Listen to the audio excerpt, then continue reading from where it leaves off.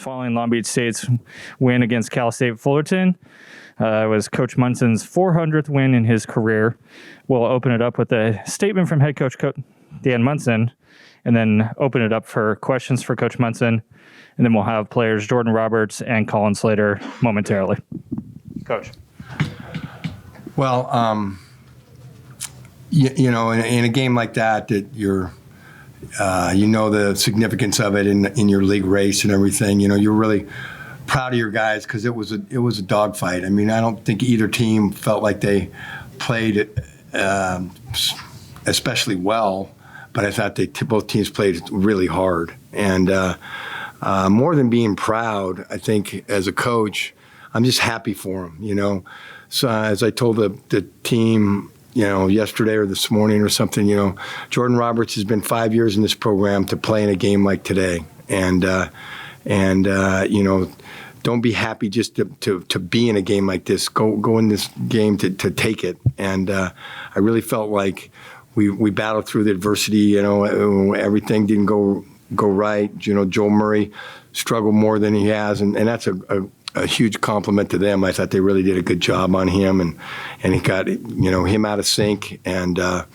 it was a championship caliber game for a Big West two teams, and you know, we got a long ways to go in the league, let alone the tournament coming up. So it's just the beginning, but it was the beginning of something really cool for our guys. A great environment. I thought the crowd really helped us and hung with us through some, you know, 14 turnovers felt like 40, you know, but I mean, 9 turnovers felt like 40, and you know, our goal is to keep it at 10 or under.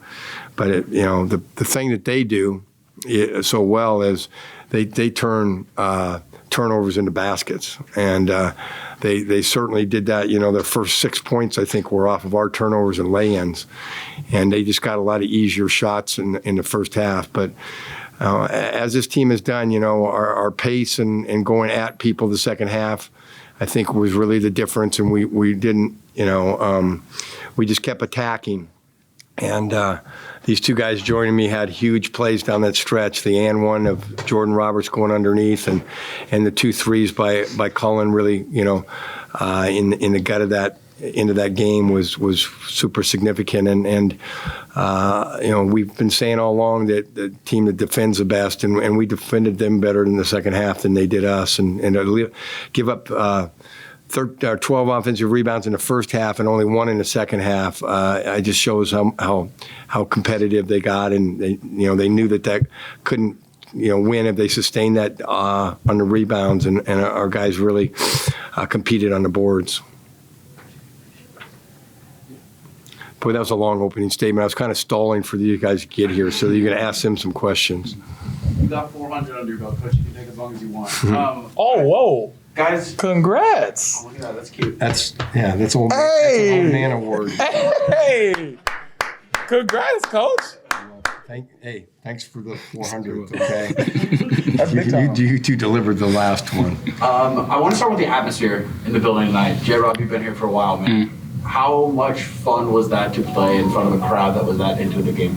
It was electric for sure. It somewhat reminded me of our homecoming game that we've been missing the last 2 seasons. So just to see everybody come in and support us, I feel like it was ecstatic for a lot of the new guys, especially a lot of the young guys, so they can see it and they can continue this tradition here. Colin, do you feel like that brought the best out of you guys, specifically in the second half when they got extra loud? Obviously, you know, having our fans here it helps a ton, and we definitely want to play hard and you know, do things that they would like to see. But as the course of the past few games, we've always played well in the second half defensively, and we stepped it up. So I'm just glad they were here to kind of support us through and help us, give us a little extra push. Coach, you've been here when that was regular in this building, and then they missed the first 3 1-and-1s on this end. That's home court advantage right there. Were you thinking that as it was happening? Yeah, and I didn't. It was noted on me that they came in as the number one free throw shooting team in the league, and it did bring back some great memories of this building rocking. And as I said Saturday, these guys have earned. People just don't show up. You have to earn it. This is a very competitive market for things to do, but I felt like these guys are earning those people back. And I told these guys a couple weeks ago. I used to circle them up on game day and for a shoot around, and I'd say, look what they're doing right now. I said they're bringing out the chairs. It's a big game. And I asked J. Rob, who's been here 5 years. I said, you know what bringing out the chairs means? He said, no clue. I said, well, when you get it rocking in here, they bring out extra chairs up there on the up top concourse and put a whole nother couple hundred people on the last row up there. And I said it's gonna, with COVID and everything, I don't know, but if we keep going, and they can bring out those chairs, it's a pretty special night. So that's our goal. These ones right here. Yep, those are the chairs. You were here for the chairs coming out, right? Coach, I have a question for you. Something that I noticed in the second half was tempo control. Was that something you guys tried to focus on more going into halftime? Yeah, we've won games because we're the aggressor, and it's probably my fault. I was a little conservative on the pressing in the first half. I was worried about their transition. We went into some soft presses, and we couldn't even really get in them. But we also weren't scoring in the first half, so it's hard to press and get into it when you're not on live balls. So we didn't press much, but I just felt a big play in a game that was really underrated is the first time we pressed in the second half, Jadon turned and stole it, and that made them cautious. All of a sudden they were a different team against that press. They didn't attack it until I think we got 9 straight stops, and then Trey Maddox hit that 3 at the end of it, which was what I was concerned about when I met with my staff yesterday and everything, is the transition from pressing to your man defense and losing guys in that 1 to 2 second interval. But I told them at that time, we're not getting out of it, but that can't happen again, and it didn't. We didn't get hurt on the press, and as long as teams aren't attacking it, it's very and it got our offense going. We have to be a team that generates some offense from our defense. Colin, Jordan, can you guys talk a little bit about the maturation of Jadon? He's always been the type of kid who loves that clutch moment, when he's under the spotlight. But it also seems like he gets you guys going on the defensive end as well. Not as much with what he's doing, but with how he's doing it. Do you guys agree? Do you feel that on the court?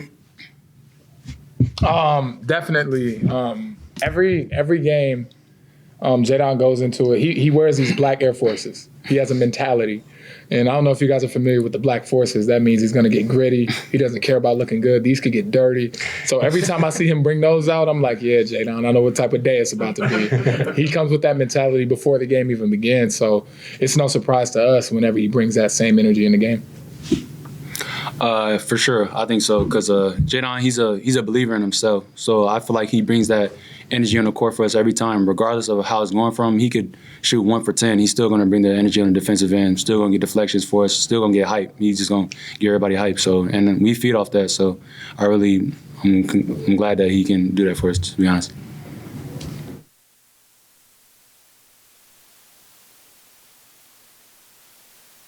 Yeah. I think the cliche is, you're blessed, you're fortunate, you're lucky, whatever you want to describe it. But to me, I'm thankful. I mean, I've had to be in this profession. This is, I think, my 25th year as a head coach, and to have at 3 places. That's more significant to me than 400. And going around and I've just had great administrations that have supported me.